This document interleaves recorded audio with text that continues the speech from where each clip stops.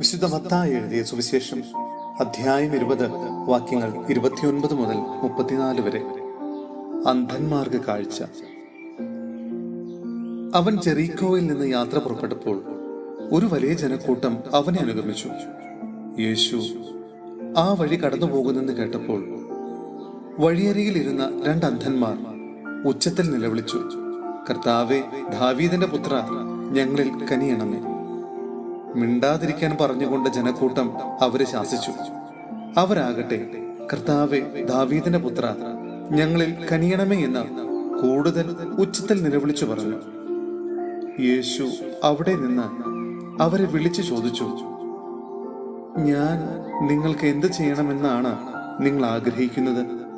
അവർ പറഞ്ഞു, കർത്താവേ, ഞങ്ങൾക്ക് കണ്ണുകൾ തുറന്നു കിട്ടണം. യേശു ഉള്ളലിഞ്ഞ് അവരുടെ കണ്ണുകളിൽ സ്പർശിച്ചു. തൽക്ഷണം അവർക്ക് കാഴ്ച കിട്ടി. അവരും അവനെ അനുഗമിച്ചു. സഹോദരരെ, വിശുദ്ധ പൗലോസ്ലീഹ തെസലോനിക്കായിലെ സഭയ്ക്ക് എഴുതിയ 2-ാം ലേഖനം അധ്യായം 1 വാക്യങ്ങൾ 3 മുതൽ 12 വരെ. പ്രശംസ പ്രാർത്ഥന.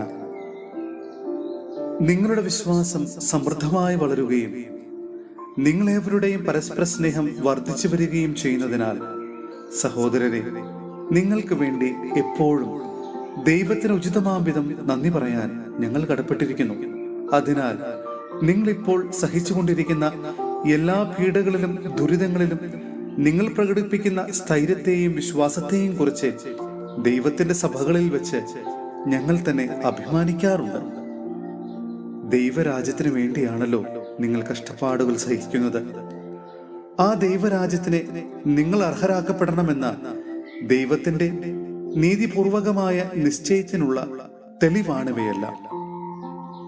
കർത്താവായ യേശു തന്റെ ശക്തരായ ദൂതന്മാരോടുകൂടെ അഗ്നിജ്വാലകളുടെ മധ്യേ സ്വർഗത്തിൽ നിന്ന് പ്രത്യക്ഷപ്പെടുമ്പോൾ നിങ്ങളെ പീഡിപ്പിക്കുന്നവരോട് പ്രതികാരം ചെയ്യുക എന്നതും യാതനകൾക്കിരയായി നിങ്ങൾക്ക് ഞങ്ങളോടൊപ്പം സമാശ്വാസം നൽകുക എന്നതും ദൈവത്തിന്റെ നീതിയാണ്.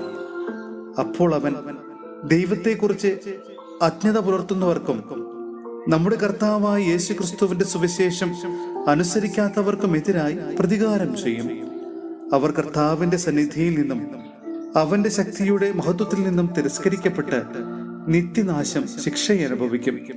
കർത്താവ് തന്റെ വിശുദ്ധരിൽ മഹത്വപ്പെടുന്നതിനും ഞങ്ങൾ നിങ്ങൾക്ക് നൽകിയ സാക്ഷ്യം മുഖേന വിശ്വാസികളായവരിലൂടെ കീർത്തിക്കപ്പെടുന്നതിനുമായി ആ ദിവസം അവൻ വരുമ്പോൾ ഇത് സംഭവിക്കും.